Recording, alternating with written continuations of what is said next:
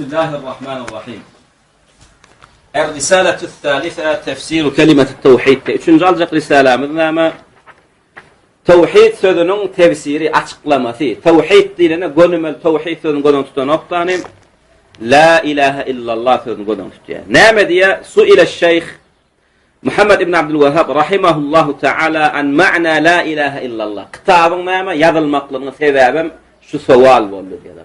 Gelip soruyorlar näme Şeyh Muhammed ibn Abdülvehhab rahimahullah'dan la ilahe illallah sözünün manisi näme? Şu soruğa cevap edilip yazılan kitap onun näme Şeyh Fawzan hafizahullah açıklaya.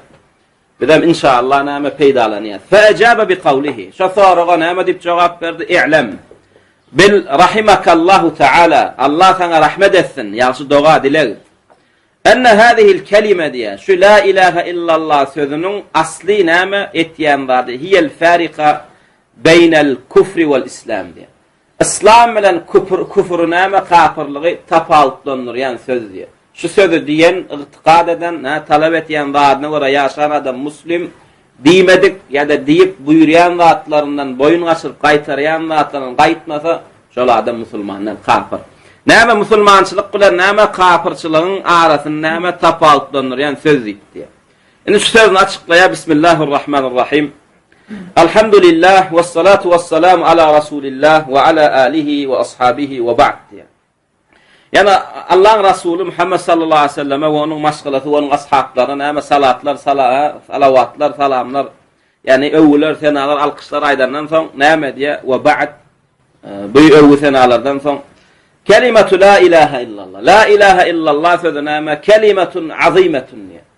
Asıl özü diye näme mani zatlarına teresen gati azim söz diye. En ulu söz. Yani hafifetun alel lisan. Yani dille näme aytması en yengil söz diye. La ilahe illallah. Dille näme bunun ansat süýje aýdylýan söz yok. Ve hiye azimetun fil mizan. Ve sogaplar günahlar çekilecek mizan terzide näme sogaby in agyr geljek näme söz şu la ilahe illallah sözü diye. Li'annaha fil haqiqat hiye mazmunul islam. Näme şu näme bu derejede azim boldy diye bu söz hakikatte teresen umum İslam'ın mazmun manisi şu sözün içinde diye. Umum İslam'ın mazmun manisi manzi şu la ilahe illallah sözün içinde diye. Nädip? La ilahe illallah sözünün näme buyurayan gaytarayan zady näme? La ilahe illallah sözün buyurayan da tevhid, gaytarayan da näme şirk. İslam diýilýän adam näme hemme zady ya buyruk ya gaytargy. Hemme buyruklar şu näme tevhidin içine girýär. Hemme gaytargylar hem näme şirkin şahsy şoň astyna girýär. Näme üçin hemme buyruklar tevhide girýär diýdik?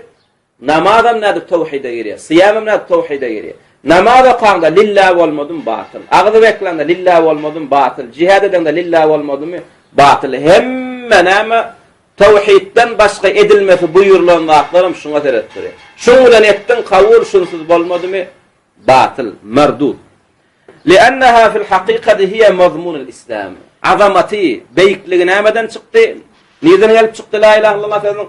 Umum İslam'ın mazmun, ma'na, mağzı näme? Şu la ilahe illallah sözünün içinde näme? Cemlen tutar. Walakin, hadihil kelimatu leyset mujarradu lafzin bel laha ma'na ve laha muqtada. Yani şu taýda näme umumi musulmançylyklarda musulmanlaryň arasynda ýaýran ters düşünjäni düzeltýär Şeyh Fawzan. Şu sözünde näme diye? Yani köp adamyň düşünüşi ýalyk diye şu söz diye.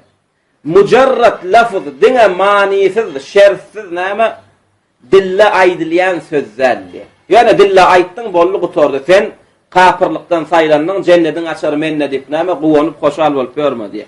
Bu sözdiye walakin hadhihi kelime yani bu sözdiye leyset mujarrad lafzın yani näme dille sözlenilýän sözler diňe bel laha ma'na bu sözüň belki de näme manisi bar we laha muqtada we saňa talep etýän zatlar bar we laha arkan bu sözüň näme öz rukunlary bar sütunlary bar we laha şurutun bu sözüň şertlary bar şertler tapylmasa biderek la budda min ma'rifetiha. Sen näme şu sözü dille diýdiň hukmani suratda gapdalynan bilelikde. Bu sözüň manilerini, şertlerini, sütunlaryny, buyurýan we gaýtarýan zatlaryň hemmesini bilmeli, wajib. Şunu Näme üçin beýdiýärsi? Bu sözdiň näme dillaýdylmaklyk bilen näme ýerine ýetýän sözlersi? Sözlerlärin içine alýan manylary, buýrayan zatlary bar diýersi. وَلَوْ كَانَ الْقَصْدُ مُجَرَّدُ التَّلَفُّظُ بِهَا صَارَ كُلُّ مَنْ يَقُولُهَا مُسْلِمًا. وَلَوْ كَانَ الْقَصْدُ yani bu sözü yayratmaklıktan, diydirmeklikten kast diye, niyet diye, mucarrad-ı telaffuz diye, yöne dille diydirmeklik olsa diye, onna sara kullu men bolordu diye, hemme men yekuluha, bu sözü diyen adamların bar musulman diye. Öyle dille diymeklik bilen näme yeterlik bolyan bolsa, bu sözü dille diyenden bar musulman var diye. Yani bu sözü dille diyenden näme bir topar Resulullah'ın döwründe münafık değildi. لأنه سهل أن يقول دنا دلدي المكلن بوليان مرضنا أما سهل أن يقول أنفات يا لا إله إلا الله دي مكلن هم مكشم دياد يا دنا ديانولن بوليان مرضنا ويصير مسلما ولو لم يعمل شيئا ونام شن ديانولن يصير مسلما دنا قلنا مسلمان بوليان مرضنا ولو لم يعمل شيئا هي استات etmez yani هي استات etmez هي استاتdan gaytdan haram diýilen zatlardan Dine dille diýende näme bolýarmy? Hemmek diýerdim we musulman bolardym diýer. Şoň üçin näme bu ters düşünje diýer. Beýle däl. Dine dille diýeniň bilen bolanok diýer. Fahadihi kelimetun azima. Bu söz senin godaňa getirişinden gaty azim söz diýer. Walakin laha ma'na. Bu sözüň manilary bar. Ve laha muqtada. Bu sözüň talep etýän zatlary bar. Muqtada, talep etýär. Diýdiňmi? Et şundiýer. Diýdiňmi? Gaýt diýer. وَلَهَا أَرْكَانٌ bu sözün sütunları var. وَلَهَا شُرُوتٌ bu sözün näme şertleri var. لَا بُدَّ مِنْ تَحْقِيقِهَا şu sözü diýip iki dünýede bagtly bolup, şunuň bilen kıyamet mahşer gününde cennetin kapysyna baranda cennetin sana açylmaklygyny näme islesen, hukmani surata tahqiq ýerine düşürmeli. Şu sözün manisini tahqiq etmeli, amala aşyrmaly, şertlerini bitirmeli, sütunları yerine durmaly. Şonun şinem welihada şonun şinem bu فإنها لا تنفع peyda vermeye ta ma'a vujudi hadihi'l mazkurat yani agdalan zatlar näme tapılması diye yankı mazkurat diýdi agdalan zatlar manileri şertleri talep etýän zatlar şu zatlaryň agdalan zatlaryň tapılmaklygy bilen bile peyda berýär şu zatlar bolman diňe dillaýdylan söz bolsa peýdasy ýok we hadihi'l kelimatu laha asma bu kelimet-i tevhidin yani birincisine yazıcıyın ağzından Allah. La ilahe illallah birinci ada näme kan tevhid, kelimet-i tevhid. Bundan başga da näme la ilahe illallah sözünün atlary bar diýär. Ve hadihi'l kelime laha asma diýdi şu. Bu näme la ilahe illallah sözünün atlary bar diýär.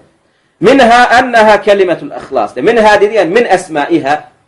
Yani şu näme la ilahe illallah atlarynyň biri yani ihlas diýär. İhlas sözü diýär. Kelimetul ihlas diýär. Näçe kelimetul ihlas diýildi? Li'annaha tenfi şirke billah. Sebäpden bu söz näme Allah Taala şirk etmekliğini näme etýär? Gaýtarýar. Allah şirk etmedi. La ilahe illallah. Allahdan başga hakda ilah ýok. Sen şirk etme diýär. Sen näme halisan lillah arassa Allah ibadet etmeklige çağırýar. Senin näme şirki taşlamaklygyna çağırýar. Şoň üçin näme kelimetul ihlas diýip birat takdylar. Ve tusbitul ibadete lillah. Seni şirkten gaytaran wagtynda da bilelikden näme bar ibadetler Allah'ın haqqy diýip näme isbat etýär. Seni şirkten gaytarýar we şo sanada näme ibadetleriň arasy Allah'ın haqqyny etýär. Haqqy ýetme gowşurýar. Lidalika şu iki manyny içine alan şu seni şirkten gaytaryp näme halisan lillah bir arasy Allah ibadet etmeklige çağıranlygy şunu summiyet kelimetel ihlas. Arasy söz diýip ihlas sözü diýip näme at takyldy. Ay ihlas tevhid yani näme arasda birler. Tevhidin arasda bolsun diye. Ve ihlasul ibada ibadetlerin arasda Allah üçin etdiye. Ve tejennub şirk billah ve Allah Taala ikilik getirmeklikden, şirk etmeklikten tejennub etdiye, daşlaş diye. Bula biradiken yana birada näme diye ve tusamma kelimetet takwa. Takwa sözü diye matdanırlar. Bula näme Kur'an-ı Kerim'de geldi Feth suresinin 26. ayetinde إذ جعل الذين كفروا في قلوبهم الحمية حمية الجاهلية فأنزل الله سكينته على رسوله وعلى المؤمنين وألزمهم كلمة التقوى وكانوا أحق بها وأهلها وكان الله بكل شيء عليما. Näme müşrikler näme paraz bolup urşetdiler we musulmanlara näme paraz bolup kafirlan garşyna urşetdiler. Näme iz ja'alellezina kafaru haçanna kafir bolanlar diye fi kulubihim kalplarına näme zat üçin kalplarına näme zat ornaşan üçin musulmandan garşyna urşetdiler diye hamiyet näme iz ja'alellezina kafaru fi kulubihimul hamiyete hamiyetel cahiliye. Yani millet parasçılık edip urşdular diye. Hamiye yani bir näme tiresi üçin urşýar, millet üçin urşýar. Şu tiresi millet hakda mı batılda mı oňa sezene. Müşriklere muslimlerin garşyna urşanna şolary urşa iteren zat nämedi? Batıl dinlerine, näme batıl adatlaryna, näme şirkde öten, näme müşrik atawawalarına näme parasçılık edip urşdular. Atawawaçylyk, millet parasçylygy näme iterdi urşmaklygy. Emma näme muslimler näme maksatda urşetdi kafirlerin garşyna. Muslimler iteren zat nämedi? فَأَنْزَلَ اللّٰهُ سَك۪ينَتَهُ عَلَى رَسُولِهِ وَعَلَى الْمُؤْمِنِينَ Emma Allah Teala Rasulüne ve müminlerine näme ongalyk jahili näme edep ahlaklardan näme sabetde de olan kalplarına aramlyk goýdy diye, sekine goýdy diye, olan kalplarına arkaýynlyk goýdy diye. فَأَنْزَلَ اللّٰهُ nazil etdi iýinlerde Allah Teala näme sekineni, tumanine, arkaýynlygy näme Rasulüne ve müminlere. Ve näme olary elzemehum qaim durmaklyga näme yardam berdi takwa sözüne. Yani la ilahe illallah sözüne. Yani müşrikler olan garşysyna näme atawa parasçylyk edip, şirk parasçylyk edip näme eziyetler we dinlerinden muslimler la ilahe illallahdan gaýtarmak üçin urşetse de Allah Teala näme elzemehum kelimetet takwa. Olan kalplarına näme yapıştırıp koydu diye la ilahe illallah sözüni olur diňe şu la ilahe illallah sözünün aslında urşetdiler. Şoň aslında dogan boldular we şoň itermekligi esasında şu sözün beýik bolmaklygy üçin näme jihad etdiler de. Ve kanu ahaqqa biha we ahliha. We bu sözü näme en hakly adamlaram şolardy we olan hakyky bu sözün eýesem şol adamlar boldy diye. Ve kana Allahu bi kulli şeyin alima. Allah Taala hemme zady bilýüjüdi diye. Näme üçin müşrikler kalbyna goýmady dedim. Olar on ähillerli. Bu la ilahe illallah'ın eyeti değerli. Kavul etmeyeceklerini biliyad Allah Teala. Şoň üçin haýsy ýürek bu sözü kavul etjek we bu sözü näme amal edip maksadyna, muradyna göre ýaşa biljek.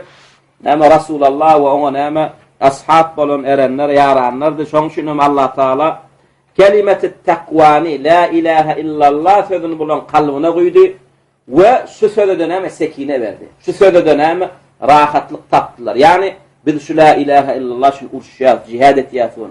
Bizinki dogry mu qaray diýen pikir gelmedi. Yok. Sekine iňide %100 şol adamlar näme özleriniň hakdadygyna näme kanagatlary bardy, ynamlary bardy. Şol üçin muslim diýilýän zat näme tawhidine öz ynamy bolmaly. Şunuňmy? Öz tawhidine ynamy bolmaly. Hiç gaçan ikirjiňlenmeliler. Emma müşrikler näme öz dinine butlaryna ynamy ýok. Ikun o gawra çokunýarsaňam diýen hajatlar ýerine ýetenek bolyn, ynamy gaçýarda başga gitdi. Müşrikler hem öz dinine çokunýar Hudaýyna ynamy ýok. Emma muwahhid adam bir Allah'ın birliğinden hem şun gaýdana sebäp eden Allah Taala sekine goýýar. Bir de näme ynam goýýar, arkaýynlyk goýýar şu sözü. Şunuňmy? Kanagat goýýar we kalbymyza goýýar, aýylsma derejesine lazim etýär şu sözü. Ve kelimetut takwa şu ayette gelen kelimetut takwa näme la ilahe illallah sözü. لأنها تقوى ديمكلن أصلا التقية سذنن غورا مقلق سذنن قلب شقان التقوى سذن أصلا نام التقية سذنن قلب شقان التقية نعم شو كلمة التقوى دي لشو سذ ديثن الله تعالى شو سذ قيلن لن سبب سن أوطن غوريا تقيك من النار سن أوطن غوريا شو نام غورا يعني سذ ديدلر يعني شو سذ سن نام دودا قد شمكلون نام غوريا لأنها تقي فإذا بسذية تقي غوريا ديا من قالها دينا آدميني من قالها دينا آدميني مخلصا لله يعني نعم شو سيدن ثاني أوطن غورا مقلنا سبب قولجا قولفا خالصا لله أرث الله أرضى له وشين ديمني كل سيئن دنيا مالا جانا غانا فقلما وشين ديم الله كم ده كم أرث الله أرضى له وشين ديان مولفا نعم تقيه من النار أوطن غوريا ديا ولأنها تقتضي أعمال البر نادب شو söz seni näme otdan gorya sebäp diýsen bu söz taqtadi talep etýär senden hemme a'malil bir gowy amallar etmekligi diýär. Eýem sen bu sözüň näme talap etýän zatlaryny ýaşasaň, eýem sen öleňde näýle adam bolýan, hemme gowy zatlar eden adam bolýan. Hey Allah Taalaň hikmetini gowy zat eden adamlar näme ýapýamy? Gowy zatyň iň gowsy tawhid. Birinji sene bu ýan talap etýän gowy adam näme? Şu sözüň tawhid talap etýän. لأن التقوى هي أعمال بر والطاعات. تقوالق diýilen amallar näme? Bir sogak we taat amallar godana tutulýar. Takwa amallar diýilende näme? Yani biz näme zat bilen oduň arasynda perde edinmeli? Näme zatlar bilen otdan golanmaly? A'malil bir, hayır işler edip, taat işler edip. Hadihi'l kelime, indi şu söz näme la ilahe illallah taqtadi talab etýän eken. Kullu a'malil birri we ta'a. Hemme näme hayır sogaply işleri we taat işleri seniň etmekliň talab etýän eken. Fehiye kelimet takva. Eýem bu söz näme? Takwa sözü eken. Bu zatlar eden adamam näme? İnşaallah otdan goralýar. Tayyip, yana bir ady näme? Urwatul wusqa, qaýym halqa. Urwa näme? Halqa diýmek. Wusqa näme? Wesiq, qaýym, hiç üzülmejek, ýolunmajak näme? Qaýym halqa diýmek. Gödüňe getir bir gapyda halqa wa şoňa näme nazaryň gözüň ýetdi, ebeden üzüljekkä gaýym. Näçe asylsaňam, asyly ber. La ilahe illallah diýilýän adam näme şoňa. Haçanna bir adam näme kalby bilen, haly bilen, halisan lillah la ilahe illallah diýip şoň talabyna laýyk ýaşasa, şo sen näme söz cennete girýänçäň senden üzülenok. Birden ejizat günah edip dowdaga düşäýän bolsaň, şu sözün selim alanmasa, hem salamat dolanmasa, şirk küfür diýilen garylmadyk bolsa, şu halkaň sen üzülüp aşağı kaçmasylygyna sebäp bolýarlyk. Şu sözüm näme? Senden üzülenok. Eň soňunda cennete çenne näme? Şu söz sen näme? Ertýär. Şoňşym gaýym halka deňedildi. Ve aýdan hiyel urwatul wusqa. Yana atlarynyň biri näme? Gaýym halka. Kema qala Taala: "Femen yekfur bit-taguti ve yu'min billahi فقد استمسك بالعروة الوثقى لا انفصام لها والله سميع عليم." Kim näme kafir bolup terk etse tağut nerseleri. Tağutun näme denen bildik. Allah'dan gayri ibadet edilen zatlar tağut. Allah'dan başka ibadet edilen zatlaryň barysyny näme kim taşlap yeketek Allah iman etse diye faqad istemseke bil urwatil wuthqa. Ana ol adam şeksiz, şübhesiz uzulmajak. Üzülmejek gaýym halkadan yapışanlar diye lenfisamele. O üzülmeklik yoktur diye. O halka üzülmeklik yoktur. Wallahu semiun alim. Allah Taala näme hemme zady eşitujudur we hemme zady bilujudur diye. Yekfuru bit-tagut we yu'min billah. Näme şirki taşlap Allah iman etmeklik, tağutlar terk edip Allah iman etmeklik. Hada ma'na la ilahe illallah. La ilahe illallah ma'nysy şu. La ilah yani tağutlar terk etti. İllallah bir Allah iman etti. Ennehu yekfuru bit-tagut, yani bir adam Allah'dan gayri ibadet edilen zatlar terk etse diye. Hada ma'na la ilah.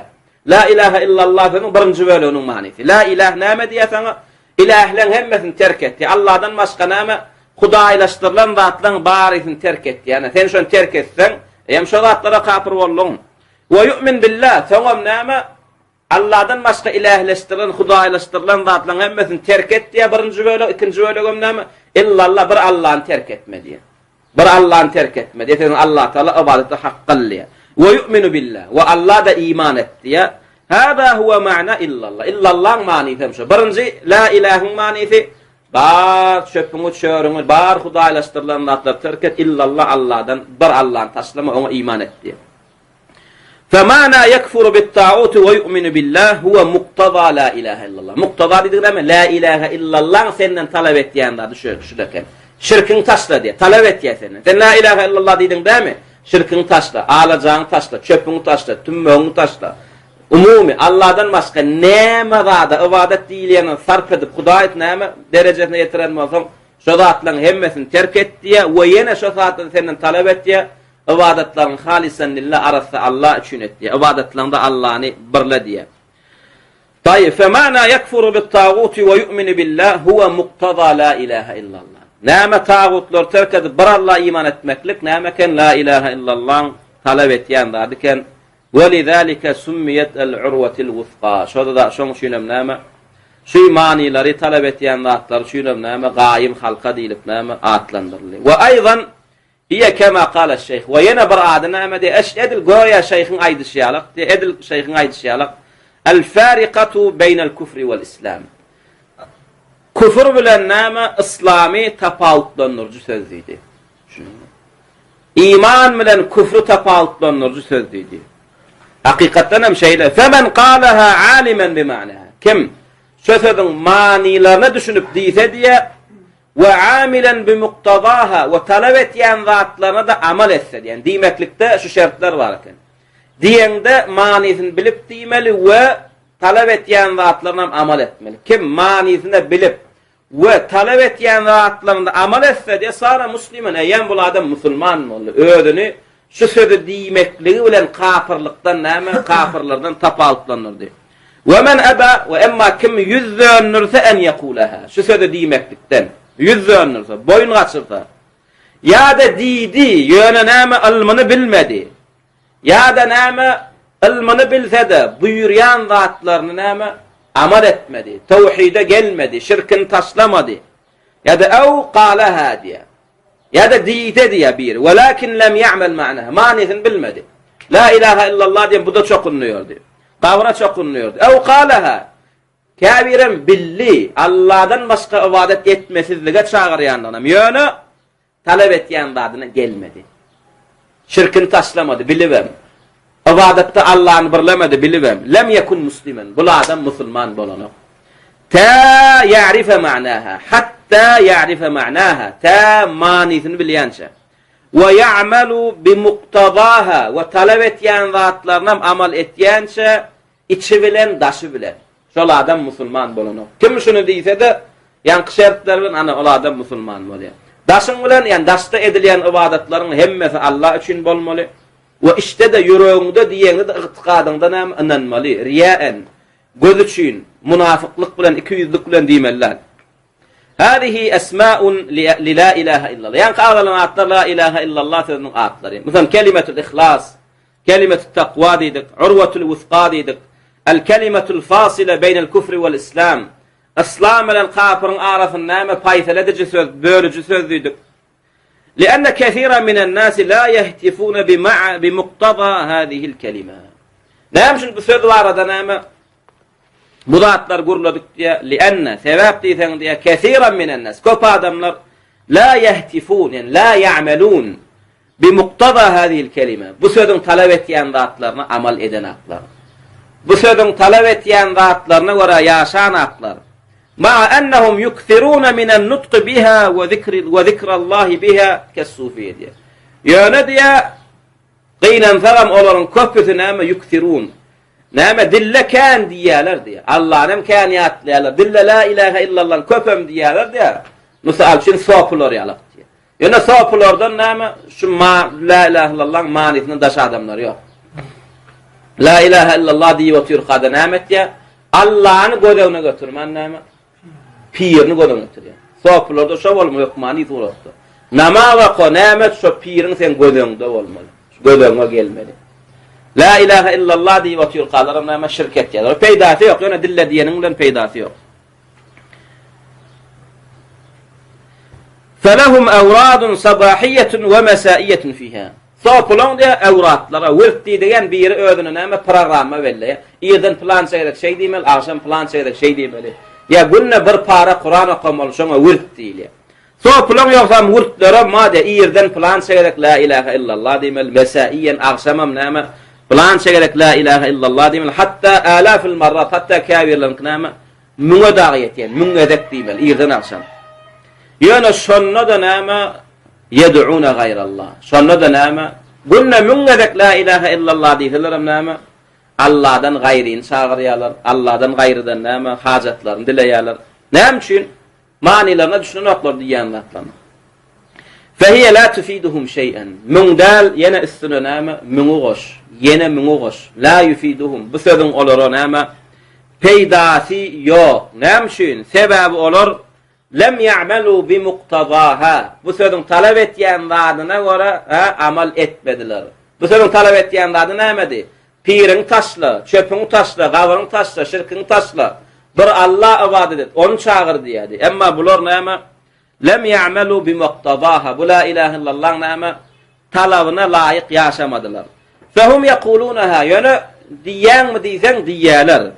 Ve yaqra'unaha fi awradihim ve yukarrirunaha. Ve öz näme kitapçalaryna näme okuýarlaram, gaýtalaýarlaram, ýöne şofanyda näme yed'unal mauta. Öller çağırýarlar. Ve yestaghithuna bil maqburin. Qabrda yatanlardan näme kömek, ýardam soraýarlar gyslananlaryna. Ve yuti'una meşayihat turqi diye. Ve näme sopu pirlerine itaat etýärler din babatynda. Yüşerri'una lahum ibadat lem yeşra'ha Allahu ve la rasuluh. Allah ve Rasulunun näme dinine uğratmadyk ibadetlerini olar ibadet edip berýärler. Şoratlaryna hem itaat etýärler. Her namazdan soň 100 gede kul huvallah diýýärler. Kur'an'da hadisde ýok, Rasulullah'ın dininde ýok. Ýöne bulara näme sop pirler din ýasap berýär. Näme müstehsen olar hakikat derece yetenmişinler. Şeriattan ýokardamışlar. Şunuňmy? Şonna da itaat edip berýärler. Biri sorana bir Kur'an'da bam maňa buýurýarlar. Bir Rasulullah edipdirmi? Şunuňmy? Ebu Bekir, Ömer, Osman alimler edipdirlermi? Birem soranaklar. Näme üçin?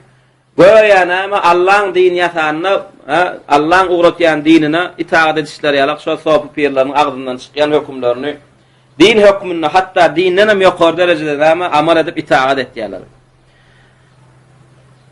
فلا يتلقون التشريع عن الرسول صلى الله عليه وسلم ونام فلا يتلقون الميارlar dini ilmini Rasulullah'dan soplar din ilmini ve umum şu köpçülüklerin musulmanlaram näme din ilmini Rasulullah'dan alanaklar, Kur'an'dan, hadisten alanaklar, ulemaların kitaplarından alanaklar. Ve innema yetelakkavnehu an meşayihim.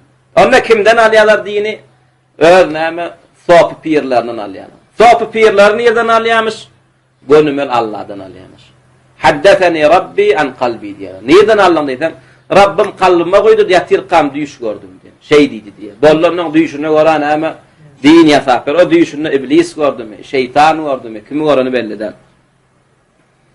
فَهَؤُلَاءِ يُكْثِرُونَ النُّطْقَ بِلَا إِلَٰهَ إِلَّا اللّٰهِ سَبَاحًا وَمَسَاءً وَلَا يُغْنِي عَنْهُمْ نُطْقُهُمْ بِهَا شَيْئًا.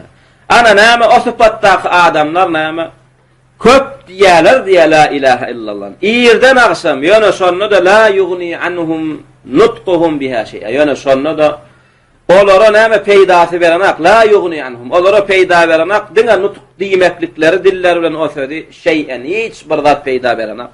Ve la yufiduhum şeý'en. Zerre kadar näme nef'i peýdasy olara ýok. Ve min as-sufiyyeti men la yantuqu biha kelimetun ya. Kamileten ya. Ve kâver der hatta soflansına şeyle bir dereceleri var diye la yantuqu biha kamileten. Doğru maydan aklar diye. Dine la ilah diye oturuyorlar. Yani bir ödümüz gördük Mescid-i Nebevi'de Peygamber mescidinde. Yürügerek la ilah, la ilah, la ilah diye oturuyorlar. Tamam illallah, illallah, illallah diye. Böyle vayt diyorlar. Ulamalar näme diye? Şu la ilahe illallah iki bölükten bir bitewiliği näme çıkaryanlar. Bölmek bolanok. Böyle aytmaklyk bolanok, ikisini bile aytmaklyk wajib. Böyle aytsan dinden çykýan. La ilah diýen. Düýünden ibadet edilýän zatlaryň hakyny batylyny hemmesini inkar etýän. Allah ilah mi ilah däl. Allah hak ilah. Yerdäki çokunylýanlarym ilah saýlýan çokunýan adamlaryň ýany. Saýdýa ýöne olar batyl ilah. Şoň üçin biz näme la ilah diýemizde näme öte geçip hakyky ilaha inkar edilmedýär illallah diýär. Iskulşad etýär. Yani ilahlen bar batıl megerem Allah'dan başkası diýär. Böyle aytmaklyk bolanok, bölsen kafir bolýar. Şoň üçin olar näme günne ýüzgedek öldürän dinden çykarýarlar. Günne ýüzgedek la ilah, la ilah. Aslan ilah diýilýän zat ýok diýip oturýarlar. Soň ýerinden hem ýüzgedek illallah, illallah. Ol olar dine sanana. Musulman adam kafir bolsa, dine girjek bolsa näme diýmeli? La ilahe illallah diýmeli. Emma olar la ilah diýip dinden çykarýarlar özlerini. Soňam illallah bilen dine girjek bolar. Illallah dine salanak seni. Şunuňmy? Dine girjek bolsaň la ilahe illallah ve eşhedü enne Muhammeden Rasulullah bolmaly. Ýöne hemme soplar bölüp diýilýärmi? Ýok, hawas. Bir derece yeten saýlama soplar. Yani gol berilýänler, kutup dünyanı dolandırmaklığı tesiri var soplar diýmeli. Şunuňmy? Ve min as-sufiyeti men yantuqu biha, men la yantuqu biha kamilatan. Soplan käbir toparlar aslan dolam diýen aklar diýe. Ve haula'i bi za'mihim annahum saru khawasul khawas. Olar näme? Yani haslan has derejesine yetdiler. Yani saylama toparuna yetdiler. La yekuluna la ilaha illallah. Olar la ilaha illallah diyen aklar da bel yekulun Allah. Allah diyorlar. Ya danim hu diye. Sonra bak bir muallimize dinley otursan diye kaptanda itiriyan qaytiyan diye. Yani çalsa deden hu olsa wow diyen Allah bolar. Şunun. Näme diyorlar hu. Ya da näme diyorlar. Kuş deptilen ahha var. Sopulon dilinne ya da ahhammallimek näme Allah diýmek. Sopulon dilinne näme hadise gelen 99 atdan başga da atlar var. Şolon biri diýerler. Diýerler. Şol Allah diýmek sopulon dilinne. Birin aslında kuş depdiğimiz sopulordan alan. Şunuňmy?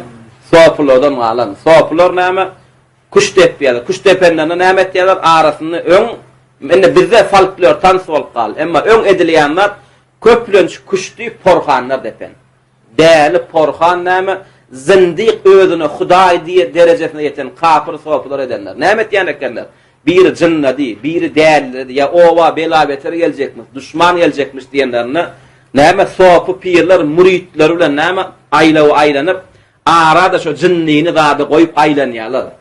Soň näme kuş depdi diýerler, nämen kuş diýerler. Şoň jinni goýýarlar, depet diýerler. Şunuňmy? Ýöne ýere edilen zatda kuş depdi. Kuş depmek bilen aýdym sadyň näme baglanyşy bar? Ýok. Aslında şolaň daşyny aýlanyp gapdaryny da ýörüýten näme neşitçileri bar, gadalçylary bar. Şo gadalçy näme diýär? Yalle aýtýanlar hep diýsek. Bu wagt ýöne näme aýdymy öwürlen. Öň şolaň näme küfri setirleri bolan. Jinnar çağıranlar. Dip Allah Teala özüni atlandyrmadyk ady bilen adedenler. Hu Allah şuňalyk nemeler edip näme? Şo jinnini daşyna muritlerim aýlanyp kuş dep şeýdi we näme? Jinnini dadyn goýýarlar küfür ýol bilen. Hakykatdan hem jinnar gitdi ya. Jin iki ýoldan açylar. Ýa-da küfür ýol bilen, ýa-da näme iman ýoly bilen. Ýöne näme bir adam doňuzy ise de doýýar, goýuny ise de doýýar. Doýmaklyk bitdi-dämi ýöne ol haram ýol bilen doýurdy. Bular hem jinnini gowdy ýöne haram ýol bilen gowdylar. Ýöne am adam näme netije seretdi. Netijede jinni gitdi adam gowlanýar, gowlanok. Gowlanýar am adam näme netije seretdi. Ýo netije seretmelerlänim. Şu netije näme ýol bilen ýetdi? Adam ogurluk bilen baýa bilýärmi? Baýa bilýär. Näme netije bilen ýetdi? Ogurluk bilen haram bilen ýok. Ýa bu ýol bize gerek däl. Şunu netije seretdiň ýalyp näme ýol bilen netije ýetdi? Şoňa da seretmeli. Şeýdem köp adam näme ağlanyp, olar öwliýa adamlar, jin gaýtarýarlar, düşman gaýtarýarlar. Şunuňmy? Şeý diýerler. Son hada zikruhum la sopulun etyen zikirler şu zatlarda yuraddiduna Allah şu sözler gaýtarýar ma annahu la budda an yati bi jumlatin mufida Arab tilini allyga nahwu wazahda jumla mufida bolmaly. Jumla mufidasy näme? El-bustan diýsen näme? Bir ýyl gyýrandan soňam näme?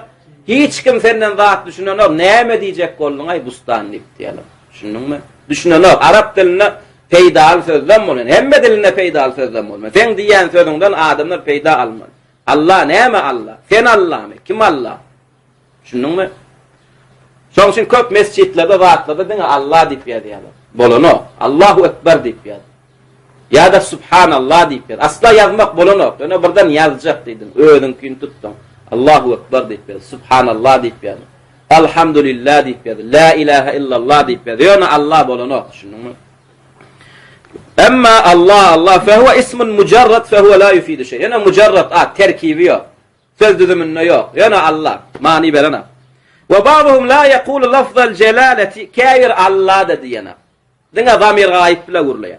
Hu diye. Zamir gayb ve hâzâ aydan la yufidu şeyen. Budan peyda berana. Ya da şun tenli taradağı istese näme diyer? Bularo Allah'ın fiilana koyana Allah diyenin peyda verana. Bur topar näme? Leetse yazap näme Türkmenistana bir kıstaqlı kaset uğradılar ama Vehhabiler şeytiyalar diye. وهذا لا يفيد شيئا لأنه تلاعب بهذه الكلمة. Söz yani Allah qolya.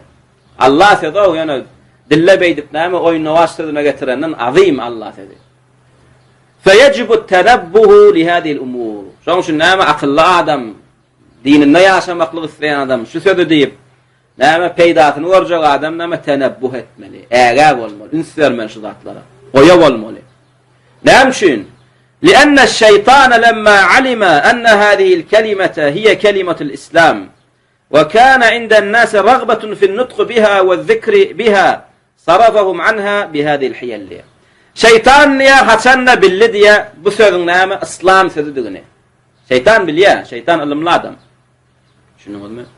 لأن الشيطان لما علم أن هذه الكلمة هي كلمة الإسلام. Şeytan billi diye İslam sözü şu sözken. La ilahe illallah sözken. Ve adamlarda da näme ve alima ve kana inde'n nas ragbetun fi'n nutq biha. Ve adamlarda da näme isleg dörenligini billi. Näme en nutq biha şu sözü diýmekli dillerini. Ve zikra biha Allah Teala'nın şu sözü bilen ýatlamaklyk isleýänliklerini billi şeytan. Näme etdi? Sarafahum anha bihadil hiyal. Şu hileler bilen näme sarf etdi? Şu sözü dürst diýmeklikden näme etdi? Ayırdı şeytan, hiletdi. Yo, siz näme? Siz bir ewliya adamlar, pir adamlar, şunuňmy? Padşahyň raýatynyň, ministrlaryň näme aşagdakylardan bir kursysy otagy bilen, gär egneşikler bilen näme tapawutlanýar. Siz hem ibadet meselesinde de özüňize bir aýratyn tarikat tapyň dediler. Am adamlar bilen näme deň derejeli etme. Olar la ilahe illallah diýen bolsa siz Allah diýin. Yani sizin sözüňiz näme? Has giýin. Allah diýende hemme zat içine alsın. Ya hu diýin. Şunuňmy? Ya ahdiň. Şuňalyk näme hileler bilen näme oynadylar. Ve ata lahum bihadihil waswas. Şuňalyk näme batyly zinetlenýän waswaslar bilen näme gelip bulary näme diýe adaşdyrýar. Ve qala lahum qulu Allah, Allah diýin diýdi. Aw qulu huwa hu diýin diýdi. Ve ba'dhum la yetelaffaz la billahi ve la bihu. Käbir näme Allah da diýenek, huwam diýenek. Onda näme diýe? Kalby bilen zikr etýärmiş. Dimi watyr, ýüregi Allah diýärmiş. Şunuňmy? Ve innema yaquluha bi qalbihi faqat dili bilen ýatlaýarmış. Kullu hada talaa'ubun mineş-şeytan. Şu zatlaryň hemme şeytanyň näme bular oýnaýanlygy hileti. Feyecibu tenebbuhu li hada. Şoň üçin şuňalyk näme şeytani hilelere näme ägä bolmaly, oýa bolmaly. Şoň üçin taň selef bolan bir dostumyz bar, Türkiýede bolup geçenler. Aýny günahkar fäsira bolan eken, tövbe etjek boldum diýe bir piri bar, dosty bar eken. Bu bir pire gatnaýan eken. Buňa diýär sen namazda durasyn gelse, ey bir alim ma diýipdir bu. Ders geçýär bolýan mümkin näl. Bu hepden o hepde zaryady etýär diýdi. Barda ay bir ustaly pir otyr diýär, şeýdip baral elne uşap geçip oturýar diýär. Bulan başda barany bir adam gönü bir wagtda ele uşaman kynrak görýär. O uşaman oturdum diýär da, yüzüne çörek çalyp iyi bermeli diýär da. Şeýle bir semiz adam diýär, ýağlary yüzüne çykypdyr. Ýani şeýdip iyi ber diýär çörek çallary. Şeýdip Şeydi gözüňe teredi, çaladan aradan otyr diye. Hemme kişem bir gözüne çönne şeydip nämet diýerler diye. Burtisa. Aýbyr 15-20 minut oturduk, çykdyk diye.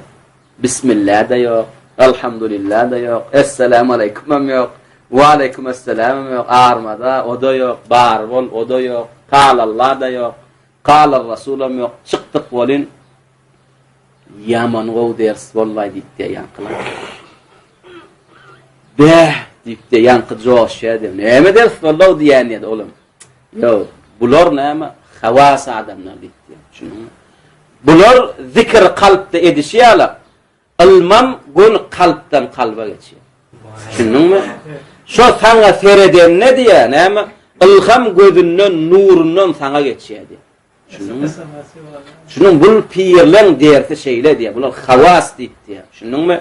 Şo oturanyna saňa nazar salanna diýär näme? Şo nazary bilen saňa näme?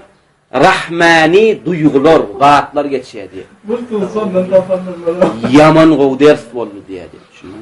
Şeýdi ben ders alyp gaýtdyk diýär. Şoňa ala hakykatdan bular näme onuň şeydi watýarlar. Garan watýarlar näme zikret ýalar ýüreklerine. Allah şunga zikret ýalar. Pirler näme näme dedi näme ýanlyk belli däl içinden. İçinden niýanlar daşyndan niýanlar merbetde umumy. Son ve minen nasi men yughfiluhu şeytan an kavli la ilahe illallah. Käwir adamlaram näme şeytan aslan gapil etýär. Yughfiluhu gapil etýär. Aslan şu sözüň dilmelligini ýadyndan çykartýar diýär. An kavli la ilahe fe la yaqulu illa nadiran. Ömründe bir gedek näme? Olam sadaka ýa-da wada baranna saý sebäpden diýäýmese diýär aslan diýen agam diýär. Musulman diýip hakykatdanam. Ödümü de acıqlıqda birinin näçe 50'den geçen ödümüz diýdirdik. Birinji gerek la ilahe illallah. Dil çalışýar diýilener. Dil düşoklanýar diýilener. Zordan la ilahe illallah diýdirdik. 50 tewarak ýaşynda diýip görmäňdir. Ödüm muslim diýär, çeçenleriň wahhabist diýär. İslamdan zat bilen ödüm İslama baka berýär. Olan ýalňyş diýär. Olar terror. İslamda bu zatlar ýok diýär. Ödüm la ilahe illallah diýip görmäňdir. Orramsy ýana şolaň sebäbinden näme? Umumy saada ýaş musulmanlar ýa halk dine gelbilmeýändir şol. Bunna da alqaş içip gelýär. Ödüm dine baka berýär. Fela yaquluha illa nadiran. Kafir aslan diýse de seýrep diýär. Ve la yezkurullaha biha illa qalilan ve la yukarriruha ma'a annaha thaqilatun fil mizan. Ve la yezkurullaha biha ve la ilaha illallah sözülen Allah näme zikremeden edäýse de qalilan azat. Ka ve qaytalanagam yoksa näme mizanna sogaby iň artyk gelýän näme şu la ilahe illallah. Hatta Kitab-ı Tevhid Allah Musa aleyhisselam Allah bilen gurulýan peýgamber talap etdi. Ey Allah'ım bir zikre öwret diýär. Seni şoň bilen ýad edeýin diýende. Kul la ilahe illallah diýär. Şunuňmy? Şonda Musa aleyhisselam näme bu sözüň gadryny bu derejede näme belki bilenler ýa bilse de bundan ýokarda Allah entek hiç kuluna aýtmadyk bir zikri vardır, sözü vardır öýdüp näme artık zat soranna ey Musa bundan ýokarda söz ýok diýär şunu. Asmanu hemme zatlar bilen we yer hemme zat bilen terediň bir gyrasynda goýulsa la ilahe illallah da terediň bir goýulsa la ilahe illallah sogaby näme dünýeden asmandan yerden hemme zatdan näme agyr geler diýär. Şonda da näme miskin köp adamlar biçara şunu diýip bilen aklar la ilahe illallah gaýtaran aklar dillerine. كما جاء في كتاب التوحيد أنها لو وضعت في كفة يعني كتاب التوحيد هذا نام قال لي حديثي ترى دين برغتنا قيل صدي لا إله إلا الله ووضعت السماوات وأسمان النار ومن فيها غير الله الله دن مسخهم منم قشت يا يدغت أسمان غتنا والأرض ومن فيها ويرم هم ضاد بلن قشت يا برغتنا قيل ترى دين لمالت بهن لا إله إلا الله لا إله إلا الله هم مثلا أغرق الأرض فهي تثقل بمن في السماوات ومن في الأرض ومن فيها غير الله والأرض وبمن فيها دي. لا إله إلا الله أغرم نامة الله دن مسقى يدغت أثمان يري هم üstünde aslında götürýän bar mahlukatlar bilen bile goýsaňam la ilahe illallah näme soga agraken. Şoň üçin adam näme etmeli? Fihi şoň üçin näme fehiye kelimatun azima. Bul gaty azim söz. Öwrenmeklige gaty haqqyl. Birgede öwrenniň ýene öwren. Birgede okudyň ýene oku. Birinji çağırylmaly, da'wat edilmeli sözdem näme?